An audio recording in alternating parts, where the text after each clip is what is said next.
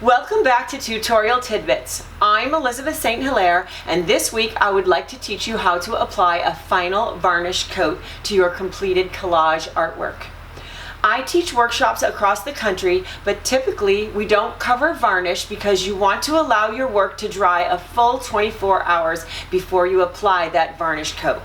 Now I am using golden UVLS varnish, and that stands for ultraviolet light stabilization, and my preferred sheen is satin, but that is a personal preference. You can get varnish in matte, gloss, or satin, and it is up to you and what you like best. So I'm going to show you how to apply that varnish coat. I've got a few things in the studio that need to be varnished, so today is a good day for that. So let's go out to the garage and get started.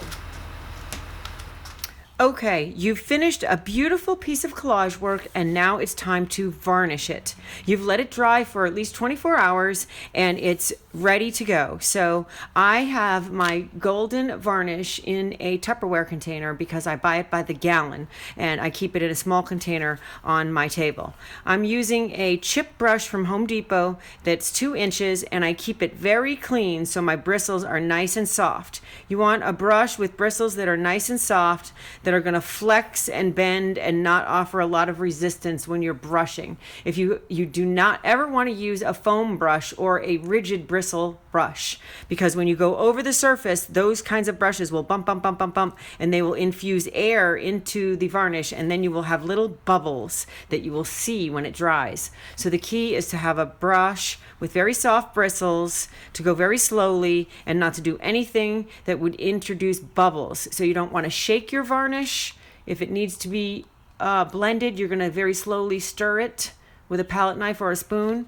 You don't want to do anything that will infuse bubbles. So I keep this brush really clean and nice and soft with this product, the Masters Brush Cleaner and Preserver. And you can find links for this on my Amazon page with all my favorite products. This will keep a crappy brush good and soft for a really long time. I definitely recommend that product. And then after, when I clean up, I've got this scrubby soap. This is pretty cool for my hands. It's got a citronella soap in it with a scrub sponge that goes all the way through it, and you can really scrub under the sink to get these the paint off, because this scrubby surface goes all the way through the citronella soap. So this is kind of a very cool product that I've just recently come across. Okay, so when you're varnishing, you are going to put your brush into the varnish. You're going to get it loaded with a decent amount, but not, dripping. And then you are going to sort of slightly hold your project on an angle, and then you're going to brush in one direction. So I'm going to brush slowly and gently in one direction, making sure that I'm not introducing any bubbles, making sure that I'm getting good coverage, but no pooling or puddling. A nice thin layer. We're going to do 2 coats. We're going to let it dry a couple of hours in between. And we're going to make sure there's no bubbles. We're going to go slowly. We're going to use a soft bristle brush.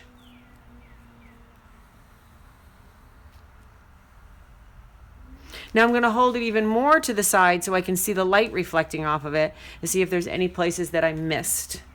And I feel like I've got good coverage there because I can see the light reflecting off the varnish. And now I'm just going to turn it and do the edges, because this is a cradled panel, so I'm going to do the edges. This will also take care of any drips from the front.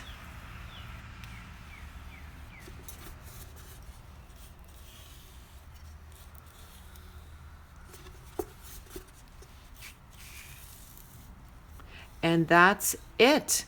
I am going to lay this in front of a desk fan in my studio. That is my favorite way to speed up the drying time of the varnish without hair drying it. You don't really want to add heat because it will dry the very surface of the varnish, sort of like pudding, and then underneath will be wet and it won't be able to dry because the top is sealed. So I am only going to circulate room temperature air across it with a desk fan, and I am going to give it a few hours to dry before I do my second coat. So I'm off to clean my brushes and my fingers, and thank you for being here.